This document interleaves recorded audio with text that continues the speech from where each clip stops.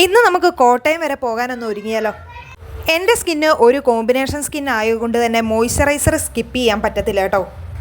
Oily skin ആണെങ്കിലും dry skin ആണെങ്കിലും moisturiser skip ചെയ്യാനായിട്ട് മറക്കരുത് കേട്ടോ ആരും. ടാൽക്കം പൗഡർ ഞാൻ കോമൺ ആയിട്ട് യൂസ് ചെയ്യാറില്ല കേട്ടോ. ഞാനിപ്പം അത്രയും യാത്ര ചെയ്യുന്നതുകൊണ്ട് തന്നെ ആ കണ്ണിൻ്റെ ഭാഗത്തും ആ ചുണ്ടിൻ്റെ ഭാഗത്തും മാത്രമേ ഉള്ളൂ കേട്ടോ ഇട്ടുള്ളൂ. ഇനിയാണ് കേട്ടോ അംഗം എനിക്ക് ഒട്ടും അറിയാത്തില്ലാത്ത ഒരു കാര്യമാണ് ഐലൈനർ എഴുതുക എന്നുള്ളത്. ഒരു 3-4 ട്രിപ്പ് എഴുതിയിട്ടാണ് ദേ ഇത്രയൊക്കെ ശരിയാക്കിയത്. ഇനി നമുക്ക് ലിപ്പ് ലൈനർ കൊണ്ട് ലിപ്പ് വരച്ചു കൊടുക്കാം. പക്ഷേ എൻ്റെ ഈ ഷെയ്ഡിനുള്ള ലിപ്സ്റ്റിക്ക് കാണുന്നില്ലായിരുന്നു. പിള്ളേർ അവിടെ ഇവിടെ എല്ലാം കൊണ്ടിടുമായിരുന്നു.